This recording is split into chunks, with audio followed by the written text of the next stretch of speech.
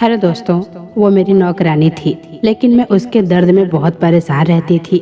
बेचारी लंगड़ा कर चलती थी, फिर भी सारा काम करती थी। एक दिन मैंने उससे पूछ लिया कि तुम्हारे पैर में क्या हुआ है, इसका कोई इलाज नहीं है क्या? तो वो कहने लगी, इलाज तो है लेकिन कोई मदद नहीं करता। मैंने कहा, मैं तुम्हारी मदद करूँगी। तुम मुझे बताओ तुम्हारा पैर कैसे ठीक हो सकता है? तो उसने बहुत ही अजीब बात कह दी। उसने कहा, मेरा इलाज आपके ही पास है। मैंने कहा, वो कैसे? तो वो कहने लगी, आप मुझे अपने पति की एक पैंट दे सकती हैं। मैंने कहा, मेरे पति की पैंट से तुम्हारे पैर का क्या ताल्लुक है? मैं तुमसे तुम्हारे पैर की बात कर रही हूँ और तुम मेरे पति का पैंट मांग रही हो। तो नौकरानी कहने लगी, आपके पति के पैंट को मैं अपने पैर में पहन लूंगी तो मैं बिल्कुल ठीक हो जाऊंगी। मुझे उसकी इस बात के पीछे कोई भी तर्क समझ नहीं आया। मैंने कहा, इस तरह थोड़ी होता है। मेरे पति का पैंट तुम अपने पैर में पहनने से कैसे ठीक हो सकती हो? उसने कहा, आप मुझे पैंट देकर तो देखें क्या होता है। मैं अपने पति की पैंट ले आई, क्योंकि मुझे यकीन था कि ऐसा कुछ भी नहीं होने वाला था। या तो यह मेरे साथ मजाक कर रही थी या फिर इसका दिमाग खराब हो गया था।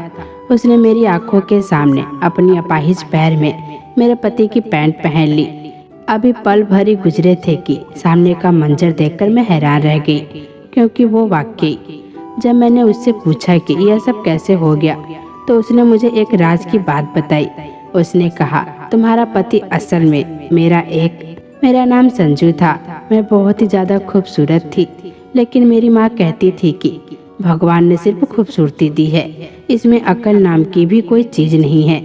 मेरी माँ मुझे बहुत समझाती थी कि थोड़ी समझदार बन जाऊं।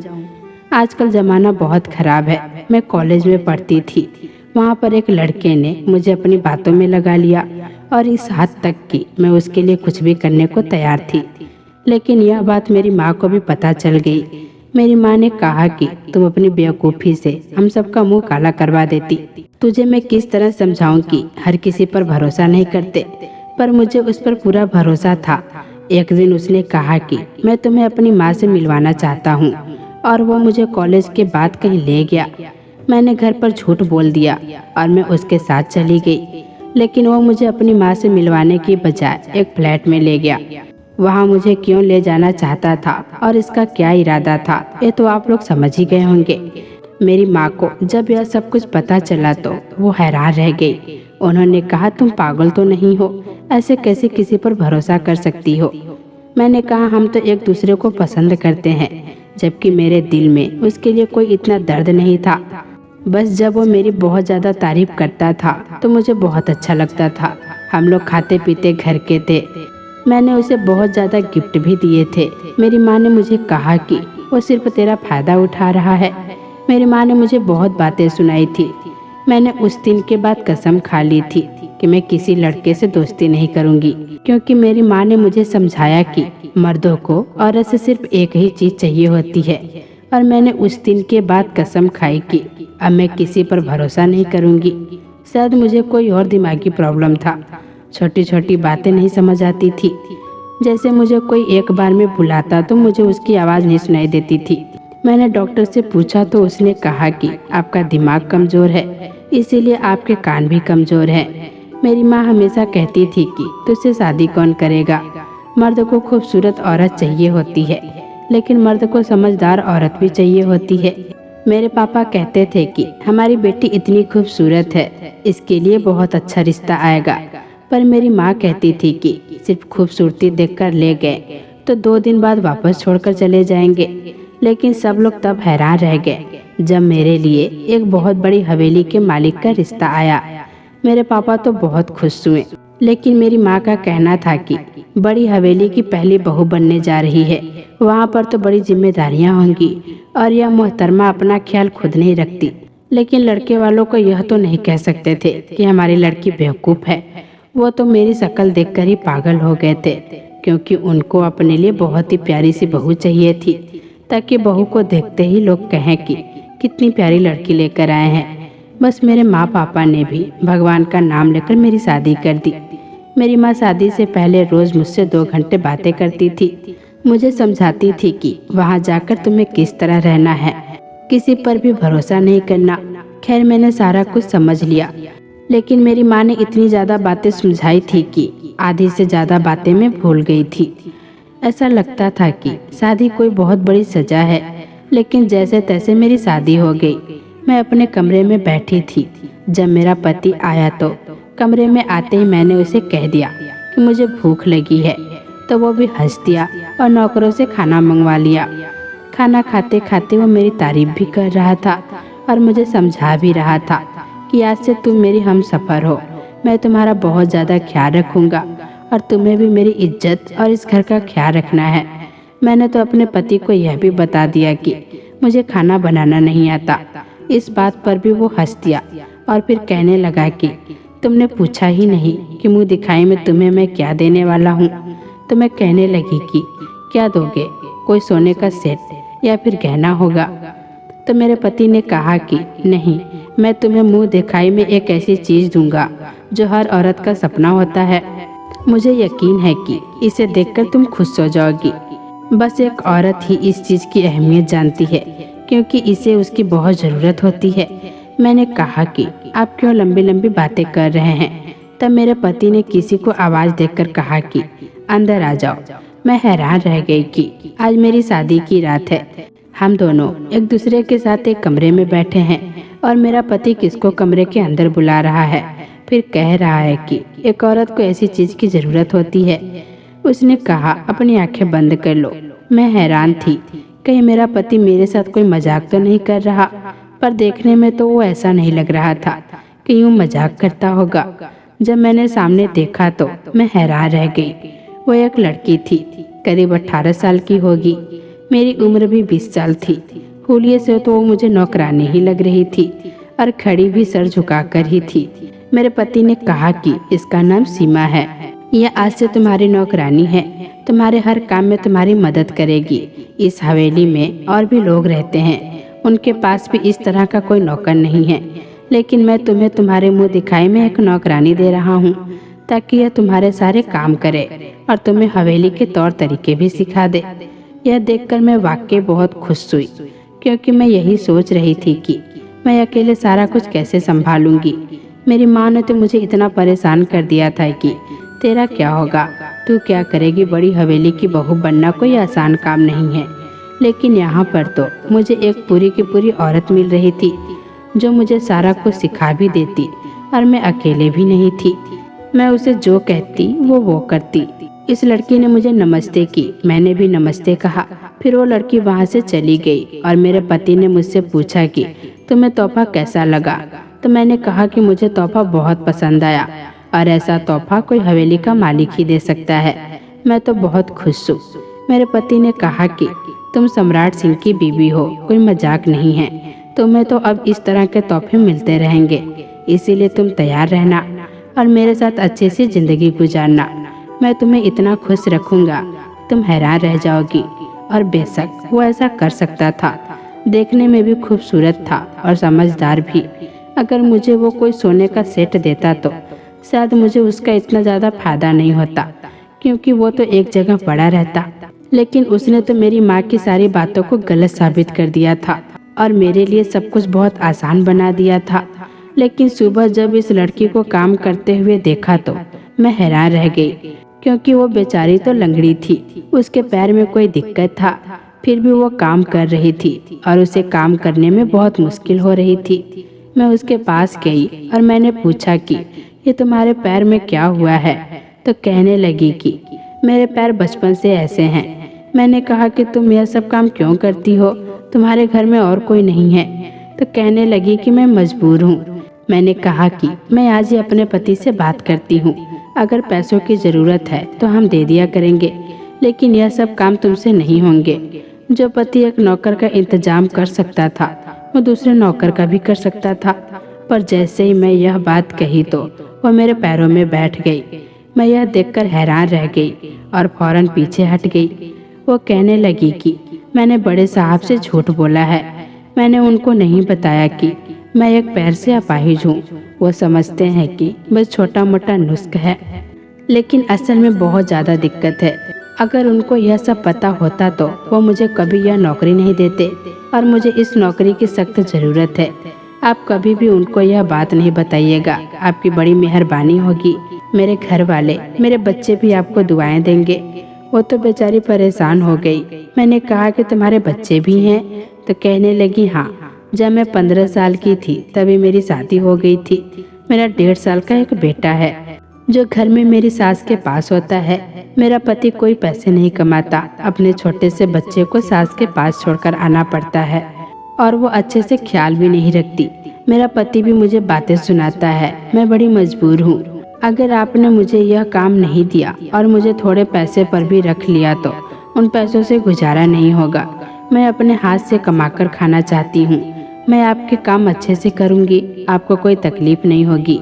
मैंने उससे कहा ठीक है, तुम परेशान मत हो, मैं यह बात किसी को भी नहीं बताऊंगी।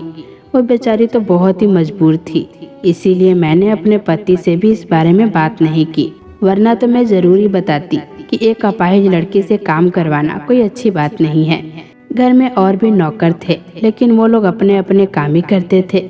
मुझे हवेली का जो हिस्सा दिया गया था उसके बहुत सारे काम होते थे और वो सारे काम सीमा ही करती थी। लंगड़ लंगड़ कर चलती हुई जब वो काम करती थी तो उसे देखकर मुझे बहुत दुख होता था, लेकिन सीमा तो अजीब तरह से लंगड़ा कर चलती थी। इतना अजीब कि देखा ही नहीं जाता था। मुझे ऐसा लगता था कि मैं उस पर जुल्म कर रही हूँ। एक दिन मैंने सोचा कि उसका इलाज करवा देती हूँ, अगर इसका इलाज हो जाता तो वो हमें भी दुआ देती। एक दिन वो काम कर रही थी और मैं वहीं पर बैठी थी। उससे पूछा कि तुम्हारे पैर का कोई इलाज नहीं है? बड़े से बड़े डॉक्टर को दिखाओ, जितना खर्चा आएगा मैं देने को तैयार हूँ। तो मेरी नौकरानी ने कहा कि इसका इलाज तो 2 मिनट में हो सकता है। मैं यह बात सुनकर हैरान रह गई कि अगर 2 मिनट में इलाज हो सकता है तो फिर तुम करती क्यों नहीं? तो कहने लगी क्योंकि इसका इलाज तो आपके पास है।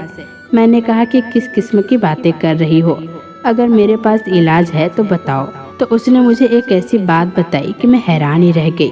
उसने कहा कि अपने पति की एक इस्तेमाल की हुई पैंट मुझे दे दे, जैसे ही वो पैंट पहनूंगी मेरा पैर बिल्कुल ठीक हो जाएगा। मैंने कहा तुम कैसी बच्चों जैसी बातें कर रही हो, ऐसा कैसे हो सकता है? तो उसने मुझसे कहा कि आपके जो पति हैं ना, वो हमारे इस गांव के बड़े पुराने और पहुँचे हुए मालिक हैं और उनके जो दादाजी थे वो भी ऐसे ही थे। तो उनकी दुआ से उनके अंदर भी कुछ असर आए हुए हैं, इसीलिए यह बात बिल्कुल सच है। अगर आपको यकीन नहीं होता तो आप मुझे अभी पैंट ला कर दें और अपनी आंखों से देख ले। अब मैं उससे क्या ही बहस करती। मैंने कहा कि अभी पता चल जाएगा। मैं कमरे में गई और अपने पति की इस्तेमाल की हुई पैंट बाहर लेकर आ गई। मैंने कहा कि लो दिखाओ मुझे, और अगर कुछ नहीं हुआ तो मैं तुमसे बात नहीं करूंगी।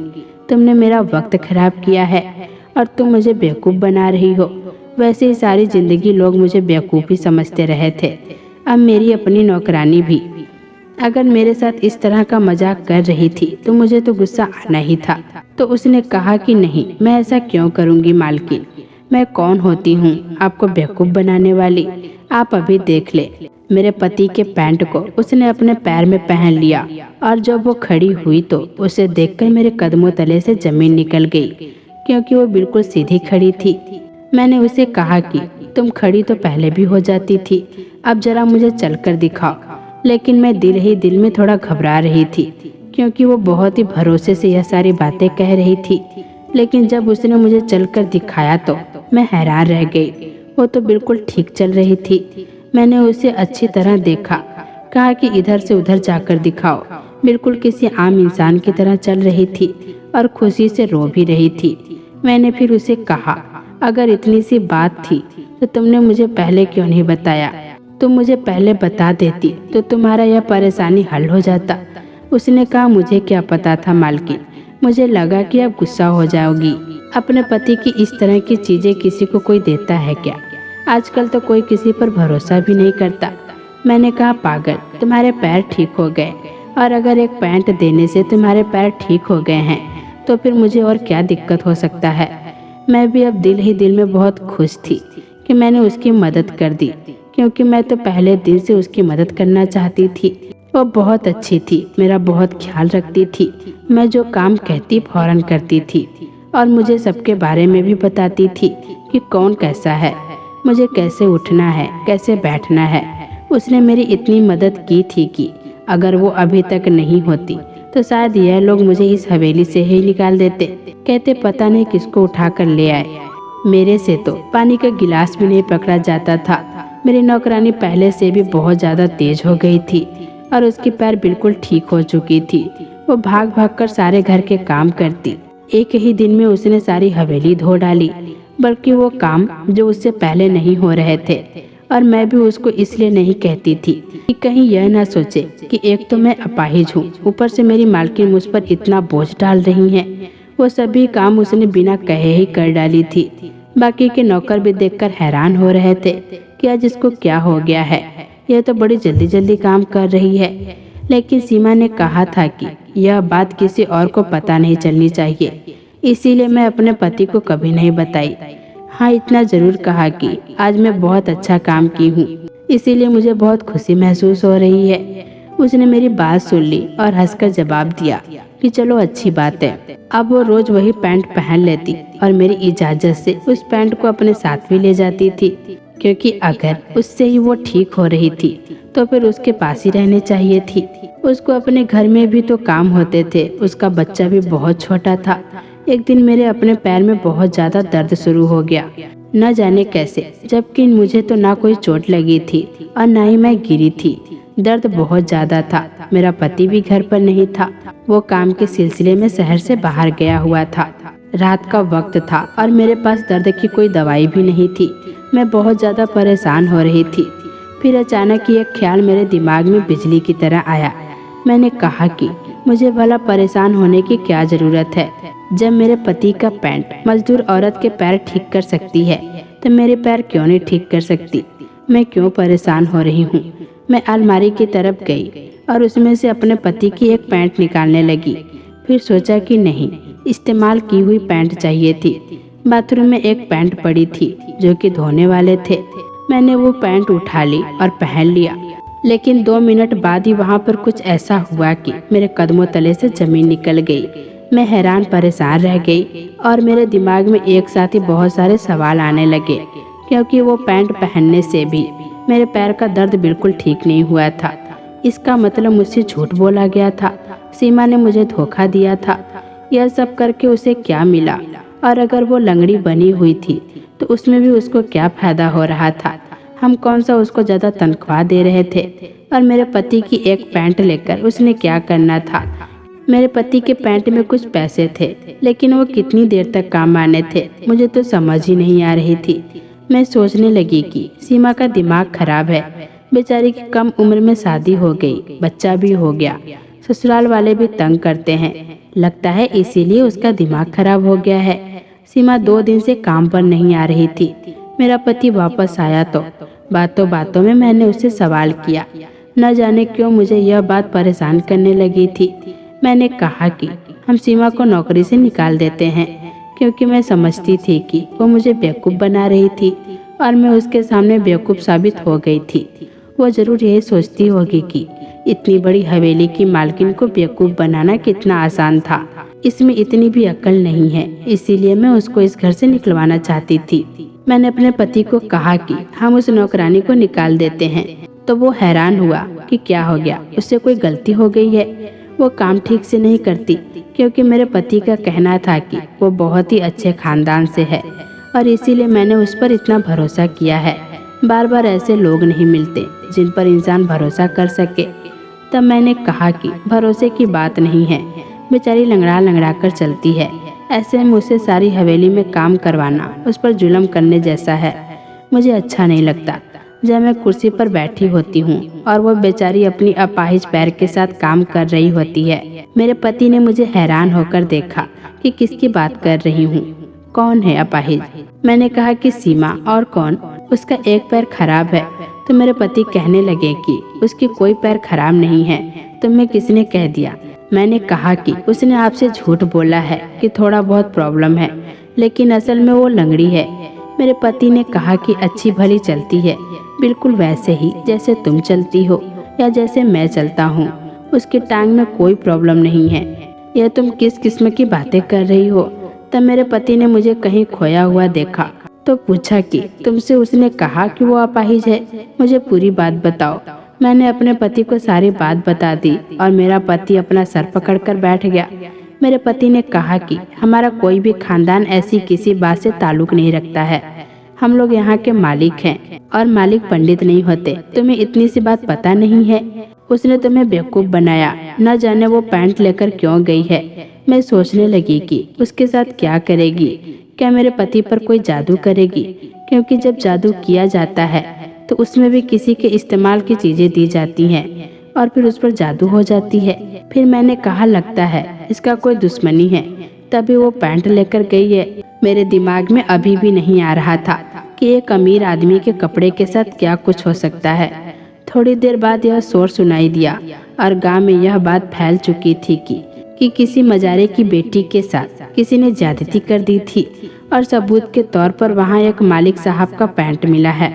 मेरे पति पर इल्जाम लग गया और सारे गांव में यह बात आग की तरह फैल गई। वो लड़की भी रो रो कर गवाही दे रही थी कि मेरे साथ यह मालिक ने किया है, जबकि ऐसा कुछ भी नहीं था। इसका मतलब कि सीमा ने वो पैंट वहाँ रखी थी।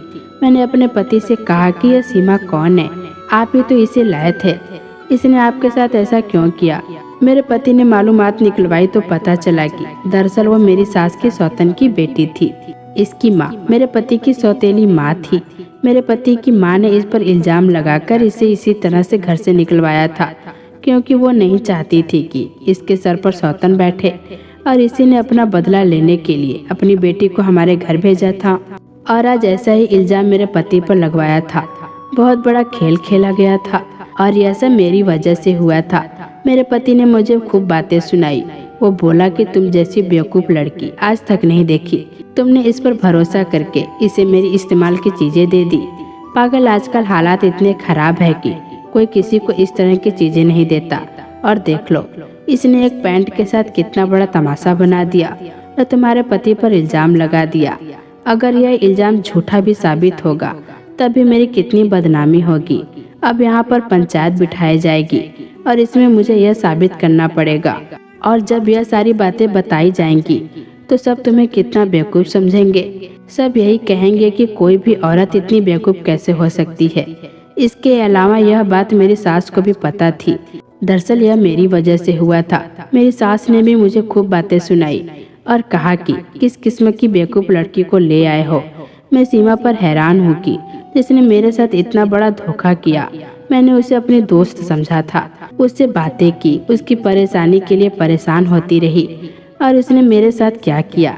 गांव में पंचायत बिठाई गई और मुझे भी जाना पड़ा। मेरे पति को भी और मेरे सास को भी। सीमा और उसकी माँ भी मौजूद थी। मेरी सास ने सीमा की माँ को देख लिया था और वो समझ गई थी कि वो उसी का किया धरा है। उसने अपनी बदनामी और रुसवाई का बदला पूरे 18 साल बाद लिया है। सीमा एक कुंवारी लड़की थी, उसकी कोई शादी नहीं हुई थी। सीमा वहीं बैठी थी मगर मुझे देख नहीं रही थी। मेरी आंखों में दुख था, जबकि उसकी आंखों में कोई दुख नहीं था। वो सर उठाकर सीना तान कर खड़ी थी, जैसे उसने जो किया अच्छा किया। एक तरह से देखा जाए तो उसने अपनी माँ का बदला लिया था। मेरी सास ने भी बरसों पहले गलत किया था और आज उसी का फल उन्हें मिल रहा था। तमाशा तो बेशक बहुत बना, लेकिन झूठ के पाँव नहीं होते, सच ही जीत कर रहता है। और यह बात साबित करने में मेरे पति को ज्यादा देर नहीं लगी कि जिस दिन की यह कहानी बताया जा रहा था उस दिन तो मेरा पति दूसरे शहर में था और उसने यह कपड़े भी नहीं पहने थे। लेकिन जो हुआ बहुत ही बुरा हुआ और मुझे भी बहुत बातें सुनाई गई। तो दोस्तों, कैसी लगी ये कहानी कमेंट बॉक्स में जरूर बताइएगा। फिर मिलेंगे दोस्तों अगली वीडियो के साथ। तब तक के लिए अपना ख्याल रखना।